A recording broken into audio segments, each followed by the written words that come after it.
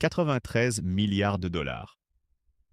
C'est le montant de capitaux étrangers qui ont discrètement quitté le Canada au cours d'une seule année, juste avant que Mark Carney n'entre en scène et prononce trois mots qui ont stoppé l'hémorragie du jour au lendemain. Trois mots. Et dès qu'il les a prononcés, l'argent a commencé à revenir. Pas au compte-gouttes, à flot. Si vous avez des économies, des placements ou simplement un intérêt pour l'évolution de l'économie mondiale dans les 18 prochains mois, vous devez absolument comprendre ce qui s'est passé et pourquoi cela vous concerne personnellement, où que vous soyez en train de regarder cette vidéo. Et avant d'aller plus loin, si vous êtes nouveau ici et que vous cherchez une analyse sérieuse des grands mouvements de puissance que les médias traditionnels passent sous silence, abonnez-vous tout de suite. Ce que nous traitons ici n'est pas ce que tout le monde couvre. Nous allons plus loin, plus vite, et nous arrivons en premier. Parlons maintenant du Canada, parce que la plupart du monde a les yeux rivés sur les États-Unis, sur les guerres tarifaires et sur le théâtre politique, en ratant complètement la révolution financière silencieuse qui est en train de naître au nord de la frontière. C'est une erreur, car ce que le Canada va faire dans les 6 prochains mois pourrait redessiner les flux d'investissement sur tout l'hémisphère occidental. Voici d'abord ce qu'il faut savoir. Le Canada n'est pas une petite économie. On l'oublie souvent. C'est la 9e puissance économique mondiale. Il possède plus d'eau douce que n'importe quel autre pays, des réserves pétrolières classées au 3e rang mondial, et l'une des populations les plus éduquées des pays développés. Pendant des années, pendant des décennies même, les marchés mondiaux l'ont considéré comme le voisin discret et fiable. Celui qui paie ses dettes, celui qui ne surprend pas, celui qui tient parole. Puis est arrivé le choc tarifaire. Quand les États-Unis ont annoncé des droits de douane massifs sur les produits canadiens, quelque chose d'inattendu s'est produit dans le monde financier. Les investisseurs ne se sont pas seulement inquiétés du commerce. Ils ont posé une question plus profonde et plus inquiétante. Si les règles peuvent changer aussi vite, si des accords négociés pendant des années peuvent être réécrits du jour au lendemain, sur quoi peut-on encore compter? Cette question, cette crise de confiance fondamentale, est ce qui a provoqué le départ des capitaux. Non pas parce que le Canada avait commis une faute, mais parce que l'incertitude est la seule chose que l'argent ne supporte pas.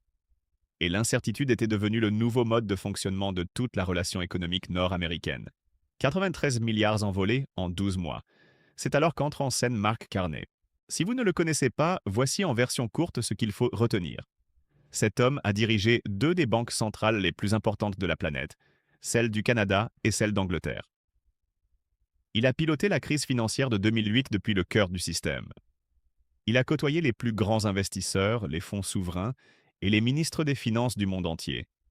Quand Mark Carney parle d'argent, d'accord et de confiance, les gens ne se contentent pas d'écouter poliment. Ils ajustent leur position parce que cet homme possède un palmarès que la plupart des politiciens peuvent seulement rêver d'avoir. Donc, quand il s'est levé et a déclaré clairement, sans langue de bois politique, que le Canada respecte ses engagements, ce n'était pas une simple promesse électorale. C'était un signal précis, délibéré, adressé à un public très spécifique. Et ce public l'a parfaitement entendu. Mais voici où tout bascule. Ce que Carney a dit n'est que la moitié de l'histoire. L'autre moitié, celle dont presque personne ne parle, c'est ce qui se passait en coulisses au même moment. Pendant que ces paroles arrivèrent dans les salles de presse et sur les écrans des traders, un changement structurel était déjà en cours dans le positionnement économique du Canada. Et c'est ce changement structurel qui permet de savoir si nous sommes face à un véritable tournant ou simplement à un politicien qui dit ce qu'il faut au bon moment. Décomposons cela. Quand un pays signale aux marchés mondiaux qu'il respecte ses accords, il fait quelque chose de très concret. Il réduit ce que les économistes appellent la prime de risque politique. C'est le supplément de rendement que les investisseurs exigent lorsqu'ils doutent de la solidité des règles du jeu. Imaginez, si vous prêtez de l'argent à quelqu'un dont vous n'êtes pas sûr qu'il remboursera, vous demandez un taux d'intérêt plus élevé. Le capital mondial fonctionne exactement de la même façon. Quand l'environnement politique d'un pays devient imprévisible, les investisseurs exigent une compensation. Ce que Carney a fait, et c'est là qu'il faut une vraie culture financière pour bien le saisir, c'est qu'il n'a pas seulement prononcé un discours. il a fait baisser en temps réel la prime de risque politique du Canada, et les marchés mondiaux ont réagi. Certains d'entre vous se disent peut-être: OK, mais un seul discours ne peut pas inverser des milliards de flux de capitaux. Vous avez raison, un discours seul ne suffit pas.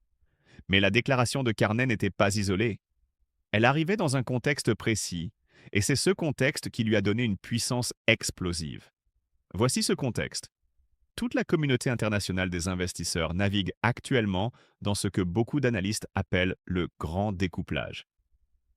L'époque de la mondialisation sans friction, où capitaux, biens et personnes circulaient facilement, est officiellement terminée. Nous sommes entrés dans une ère de blocs commerciaux rivaux, de fragmentation géopolitique et de politique industrielle stratégique. Chaque grande économie se pose la même question. Où placer mon argent dans un monde qui n'a plus un ensemble unique de règles fiables? Le Canada vient de lever la main, et cela change complètement les calculs pour un très grand nombre d'investisseurs mondiaux. Parce que le capital sophistiqué cherche aujourd'hui non seulement du rendement, mais du rendement dans un cadre stable de droit et de règles claires. Cette combinaison est devenue rare, vraiment rare. Les États-Unis, ou qui étaient autrefois l'étalon or de ce duo, ont introduit suffisamment d'incertitudes dans leur politique pour que certains des plus grands fonds souverains du monde commencent, très discrètement, à diversifier. Pas à abandonner les États-Unis, mais à se couvrir. Et quand un fonds souverain cherche à se protéger du risque politique américain, le Canada devient soudain l'une des destinations les plus évidentes.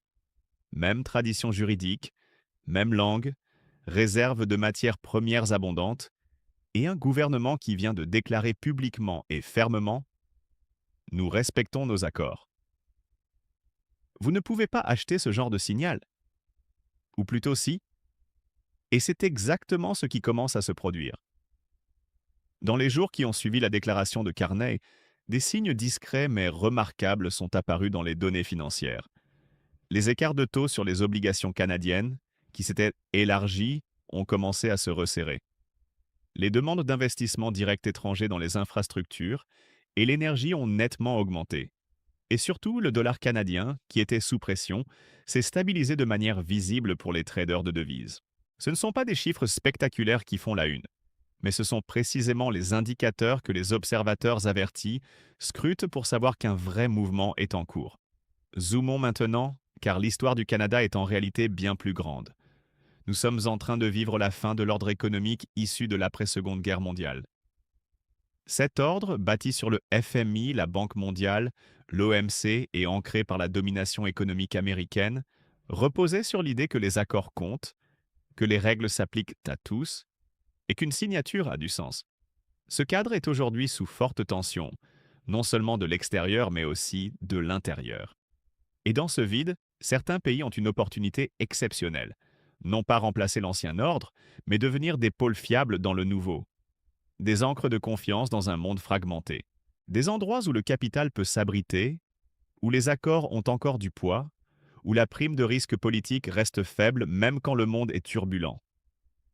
Le Canada, s'il joue bien ses cartes, est parfaitement positionné pour devenir l'un de ces pôles. Et Mark Carney, quel que soit votre avis sur ses idées politiques, comprend cela mieux que presque tous les autres dirigeants actuels, parce qu'il a passé sa carrière entière à l'intersection entre crédibilité souveraine et flux de capitaux mondiaux. Il était littéralement préparé pour ce moment.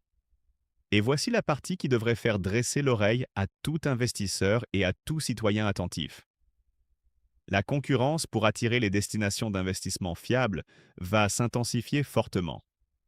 Alors que la fragmentation économique mondiale s'aggrave, la prime que les marchés accordent à la stabilité politique et à l'état de droit va augmenter. Les pays capables de signaler ces qualités de manière crédible vont capter des flux de capitaux disproportionnés. Ceux qui ne le peuvent pas paieront le prix fort. Coûts d'emprunt plus élevés, croissance plus faible, moindre influence économique. Ce n'est pas une théorie. L'histoire nous donne des précédents clairs. Dans les années 1970, après l'effondrement de Bretton Woods, les capitaux ont massivement afflué vers l'Allemagne et la Suisse, non pas parce qu'elles étaient les plus grandes économies, mais parce qu'elles étaient les plus crédibles. Elles ont tenu leurs engagements et en ont récolté les fruits pendant des décennies. Le Canada joue aujourd'hui pour cette même position. La déclaration de Carney n'était pas seulement une parole de réconfort. C'était une offre d'ouverture dans un jeu stratégique beaucoup plus vaste. Mais attention, rien de tout cela ne fonctionnera si le Canada ne tient pas parole. C'est la grande question qui plane sur tout ce que nous venons de voir. Signaler sa crédibilité est une chose, la maintenir pendant la période difficile qui arrive, tensions commerciales prolongées, restructurations économiques, pressions politiques internes, en est une autre. Le Canada fait face à une tension structurelle réelle avec les États-Unis. Ce n'est pas une simple dispute passagère. Cela signifie des perturbations concrètes, des pertes d'emplois dans certains secteurs et une pression forte pour prendre des décisions à court terme qui pourraient saper le signal de crédibilité que Carney essaie d'envoyer. C'est là que la plupart des gouvernements échouent. Ils envoient les bons signaux à long terme, puis cèdent à la pression politique immédiate et détruisent tout. Le capital mondial a une très bonne mémoire. Une fois que vous trahissez la confiance, la prime de risque revient, et elle revient plus élevée. Carney le sait. C'est pourquoi ces trois mots, le Canada respecte ses accords, ne sont pas une simple déclaration de politique actuelle.